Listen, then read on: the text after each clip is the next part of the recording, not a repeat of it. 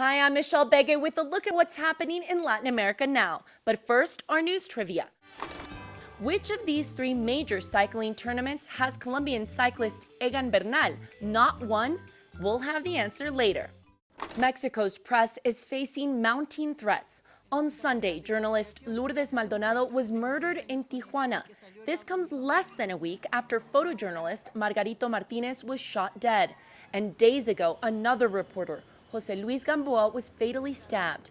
3 years ago, Maldonado stood up at a press conference with the president of Mexico. She said, "I fear for my life."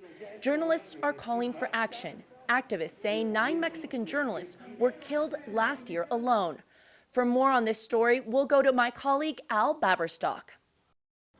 Thanks, Michelle. Mexico is now the most dangerous country in the world to be a journalist. 7 reporters were killed over the course of last year, and with 3 murders already in January 2022, things are not improving. Perhaps unsurprisingly, the most dangerous regions of Mexico for journalists are the places where organised crime has the largest presence, creating information black spots.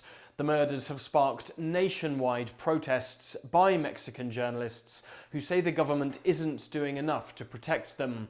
Indeed, 2 years ago, Mexico's president cut all federal funding for the at-risk journalist protection programs. A full investigation has been launched into the most recent murder in Tijuana, yet the root causes of what makes this country so dangerous for journalists are not being resolved.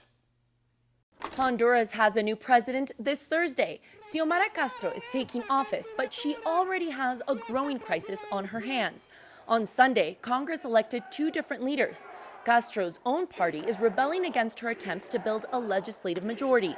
This divide hinders Castro's abilities to carry out her promised reforms. This is the reaction of a group of women from one of Guatemala's indigenous communities. They're celebrating the sentencing of 5 former paramilitary soldiers to 30 years in jail. The soldiers were convicted of sexually abusing 36 indigenous women during the country's civil war. The women have carried on their fight for justice for more than a decade. To say the least, it was an emotional victory. Now let's take a look at the stories we're following for next week. First, we're following the cleanup of an oil spill that occurred on January 15th near Peru's capital, Lima. A United Nations team of experts arrived on Tuesday to help evaluate the damage and propose solutions. The crude oil spill is estimated to consist of about 6,000 barrels. It's affected roughly 2 square kilometers of coastline and 7 square kilometers of sea. The government has declared an environmental emergency. The president of Peru, Pedro Castillo, says he will make the owners of the refinery, the Spanish oil company Repsol, pay for the damages.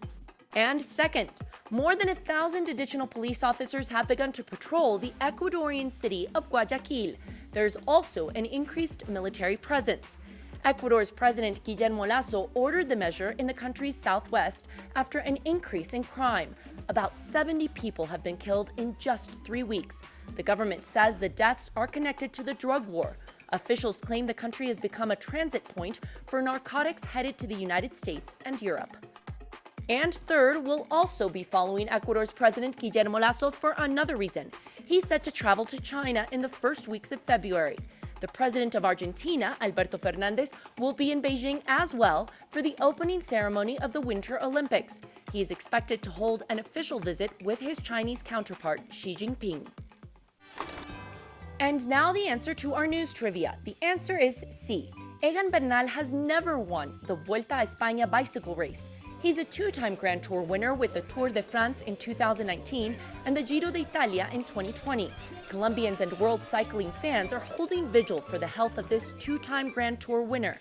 He's in intensive care after suffering from a crash while training in Colombia.